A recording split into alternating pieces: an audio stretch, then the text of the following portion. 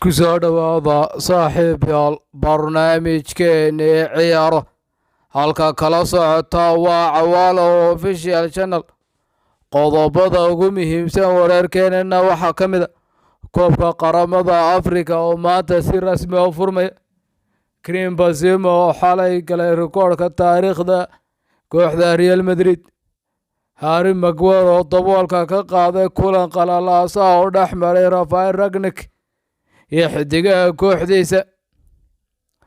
Kulamada laga ciyaarayo horyaalada Serie A iyo FA Cup-ka. Barnaamijkan oo faahfaahsan daawasho wacan saaxiibayaal. Koobka qaramada Afrika haddii aynu ka horeyno. Koobka qaramada Afrika ayaa maanta si rasmi ah u furmaya iyadoo xulalka ugu tunka weyn qaaradda midow isku diyaarinaya inay ku tartamaan koobka ugu qiimaha badan qaaradda Afrika. 24 dar ayaa ku tartami doona koobka sanadkan iyadoo xul walba isha ku hayo sidii uu noqon lahaa championska qaaradda Afrika ee sanadka 2022.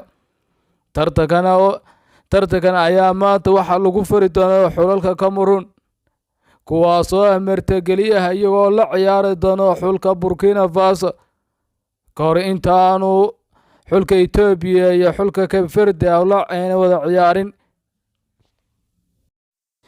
Haddii aanu eegno guruubiska koobka qaramada Afrika sida ay kala yihiin waxaana u kala baxeen 6 guruub oo kala ah. Gruubka koobaad waxaa ku jira xulalka Cameroon, Burkina Faso, Ethiopia iyo Cape Verde. Halkaasi waa gruub A. Haddii aanu eegno gruub A xulalka ku wada jirana waxa weeyaan Senegal, Zimbabwe, Guinea, Malawi. Halka gruub C ay ku wada jiraan xulalka Morocco, Ghana, Comoros, Gabon. Halka gruubka D ay ku wada jiraan Nigeria, Egypt, Sudan, Guinea-Bissau. Halka gruub E ay ku wada jiraan Algeria, Sierra Leone, Equatorial Guinea iyo Ivory Coast.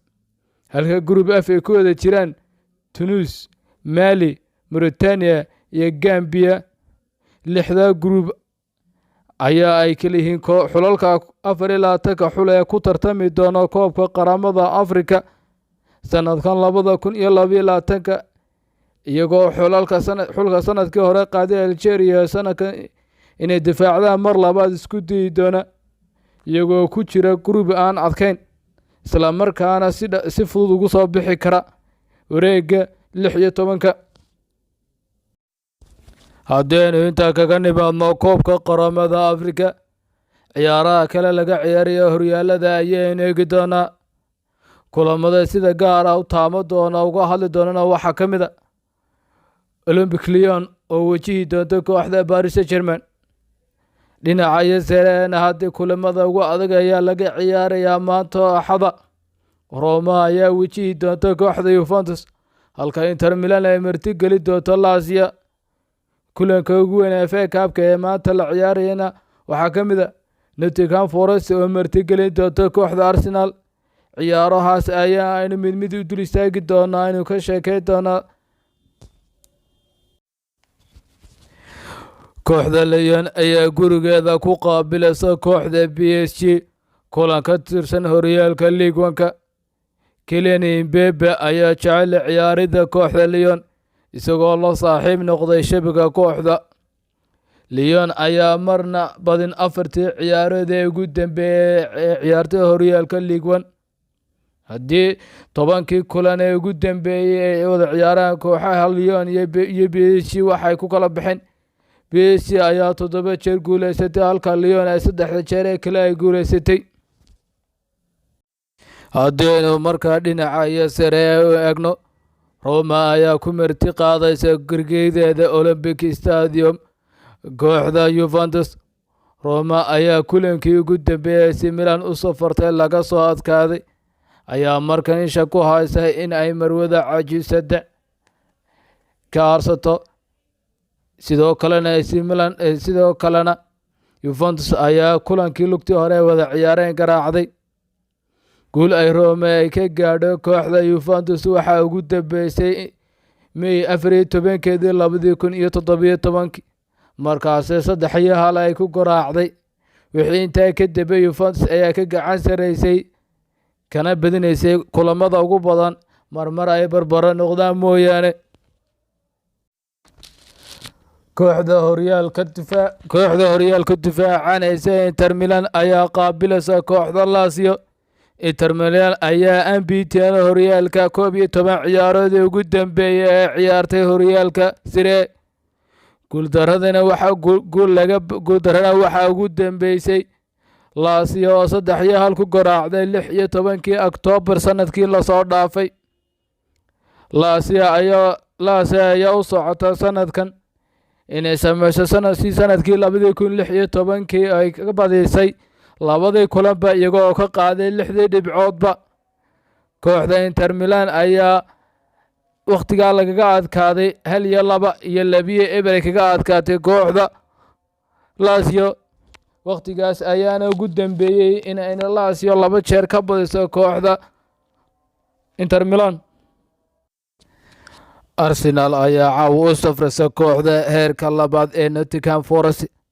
Arsenal ayaa kula ka bedelaysa maaliyadeeda ay ku ciyaari jirtay iyadoo xidhanaysa cadaan sababtoo ah si ay kor ugu qaadaan ololaha loogu jiro dilalka midiya la isku adeegsanaya ee ku soo badanaya magaalada London.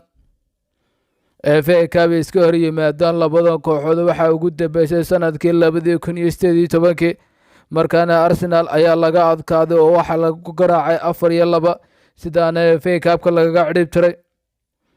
FA Cup Arsenal ka badisay kooxdan yar waxaa ugu dambeysay February 13 sanadkii 1993 laakiin Arsenal ayaa dhowr jeer ka reebtay koobka Carabao Cup ee ugu dambeeyay xilli ciyaareedkii hore ee 2019 ilaa 2020 kaasoo 5-0 ay kaga cidhib tirtay iyadana koobka Carabao Cup-ka.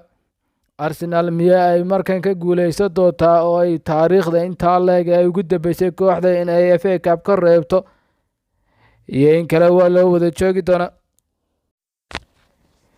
weeraryahanka kooxda Real Madrid Karim Benzema ayaa xalay sameeyay taariikh markii uu dhaliyay goolashiisii 300 iyo 301 ee Real Madrid u saxeexo xilli ay kooxdiisu ku hogaamiyay guul weyn ay ka gaadhay Valencia. goolashan ayaa ahaa kuwii 19 iyo 20 ee Karim Benzema ka dhaliyay 26 ciyaareed uu ka hortagay kooxda Valencia, waxaanay labadan ugu dambeeyay u noqdeen kuwa ku daray liiska halyeeyada Real Madrid ee hore 3 magac oo kaliya ah ay ku jireen, laakiin isaga ayaa hadda ka afarays ka dhigay 13 sannadood oo u ciyaaray Real Madrid. 2 jeer oo kaliya ayuu gaadhay 3 gool dhaliyay goolasha la dhaliyay hal xilli ciyaareed gudihii, waxaanu markan ku sii saqayay markiisii 3aad ee gool dhalinta xilli ciyaareed kan uu 30 gool iyo wax ka badan dhaliyo, waana sanadkan uu ku jiro qaab ciyaareed aad u sareeya. sanadkii goolasha ugu badan dhaliyana waxaa sanadkii 2011 ilaa 2012 kaasoo dhaliyay 32 gool. 3 ciyaaryahan ee ka horeeyay isaga taariikhda Real Madrid goolasha badan waxa ay kala yihiin: ka koobaad waa Cristiano Ronaldo oo dhaliyay 451 gool, ka labaadna waa Raul Gonzalez oo dhaliyay 323 gool, ka afraadna waa Alfredo Di Santana oo dhaliyay 308 gool, ka afraad Benzema soo galayna waxuu 301 gool. Benzema ayaa haysta weli fursad uu ku noqon karo ciyaaryahanka labaad goolasha badan maadaama 22 gool oo kaliya Raul Gonzalez uu ka sareeyo halka Di Santana uu ka sareeyo 7 gool oo kaliya. Benzema ayaa sidaana wuxuu ku noqday ciyaartooygii afraad ugu goolasha badnaa Real Madrid. Harry Maguire ayaa daboolka ka qaaday kulan qalalaas oo dhex maray Rafael Rangnick iyo xidigaha kooxdiisa ee cadhaysan. kabtanka kooxda Man United ayaa daboolka ka qaaday arrimo ka dhacay qolka labiska Manchester United kadib natiijooyinkii liitay iyo qaab ciyaareedkii aan wanaagsaneyn ee kooxdu keentay kulamadii ugu dambeeyay horyaalka. guuldaradii Wolves ayaa soo saartay xurguf u dhaxaysa ciyaartoyda iyo tababaraha ku-meel gaadhka ee Manchester United, iyadoo tiro laacibiin ee kooxda koowaad ay muujiyeen in aanay ku faraxsanayn naadiga. Harry Maguire ayaa sheegay in Raphael Rangnick iyo ciyaartoyda la sugayo bandhigooda ay yeeshaan kulamada laga hadlayay xaaladda. Kulankan ayaa laga hadlayay xaaladda kooxda ee ku jirta si qolka labiska loogu soo celiyo niyad-samaan. Kabtanka ayaa sheegay in ciyaartoyda ay aqbaleen inay u dagaalamaan sidii ay kooxdu ugu soo noqon lahayd jidka toosan ee guulaha, una halgamaan sidii ay ugu soo bixi lahayd Champions League xilli ciyaareedka dambe. Harry Maguire hadalkiisa sii watay ayaa yidhi, "Aniga ayaa kabtanka iyo hogaamiyaha qolka labiska, waxaana wada hadallo la yeeshay ciyaartoyda iyo maamulka, waxaanay noqonayaan kuwo u dagaalami doona dhinacna uga soo weerarsan doona si ay guul wada gaari lahaayeen." Sidaa ayuu Harry Maguire hadalkiisa ku soo koobay. Asxaabta nagu cusub, fadlan subscribe saar. Asxaabtii hore noola joogtaan like iyo share ku dar, siina faafiya barnaamijkeena si uu gaadho asxaabta jecel kubadda cagta. Mahadsanidin.